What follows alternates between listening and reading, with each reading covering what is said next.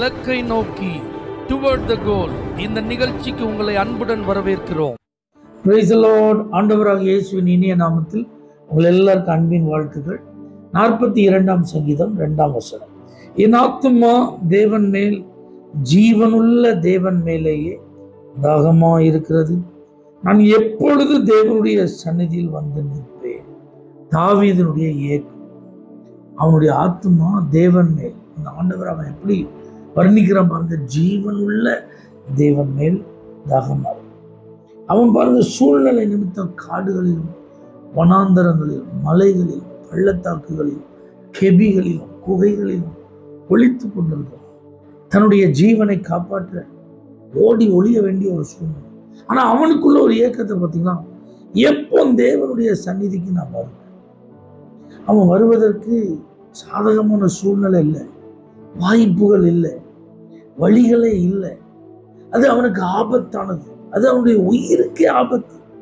ஆனா அவனுக்குள்ள ஒரு ஏக்கத்தை பார்த்தீங்களா, அவனுக்குள்ள ஒரு தாகத்தை பார்த்தீங்களா, எப்போ தேவ சந்நிதிக்கு நான் வருவேன். இன்னைக்கு நமக்கு அப்படி இல்லையே. உயிருக்கு ஆபத்தாவா இருக்கு, பாதிப்பு ஏதாவது இருக்கா? சர்ச்சைக்கு போனோம், ஆண்டவர் சமூகத்துக்கு போனோம்.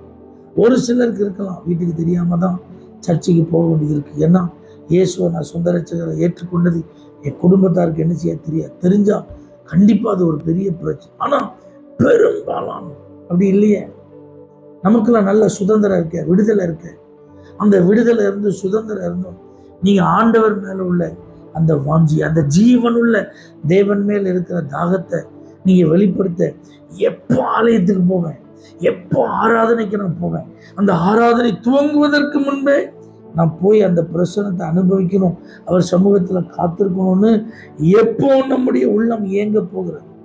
இன்னைக்கு நம்ம எப்படி கிளம்புறோம், ஆலயத்துக்கு எவ்வளவு வேகமா கிளம்புறோம், ஆலயத்துக்கு எவ்வளவு முக்கியத்துவம் கொடுக்குறோம், ஆராதனையை நம்ம எப்படி கனம் பண்றோம், அந்த டைமிங்லாம் நம்ம எப்படி ஃபாலோ பண்றோம், ஆலயத்துக்கு வந்து அந்த ஆண்டோடைய சமூகத்துல நம்ம உண்மையிலே களி கூறுகிறோமா, நீங்க யோசிக்க வேண்டிய காரியம். திங்க் பண்ணி பார்ப்போம். அன்னைக்கு இருந்த சூழ்நிலையில சாதகமே இல்லைங்க. ஆனா அவங்க அப்படி வாஞ்சித்ததுனாலதான் இஸ்ரவேலுக்கே ராஜாவா இருந்தாங்க.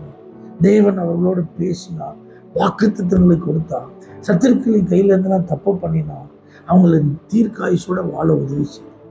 நீங்களும் நானும் இதை கடைபிடிப்போம்.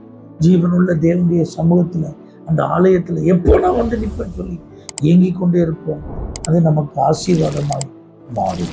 பரலோக தேவனே, பரிசுத்த பிதாவே, இந்த ஆராதனையினால தவற விட்டுறாதபடிக்கு ஏக்கத்தோடு தாகத்தோடு வாஞ்சியோடு நாங்கள் இதில் கலந்து கொண்டு ஆசீர்வதிக்கப்பட உதவி செய்.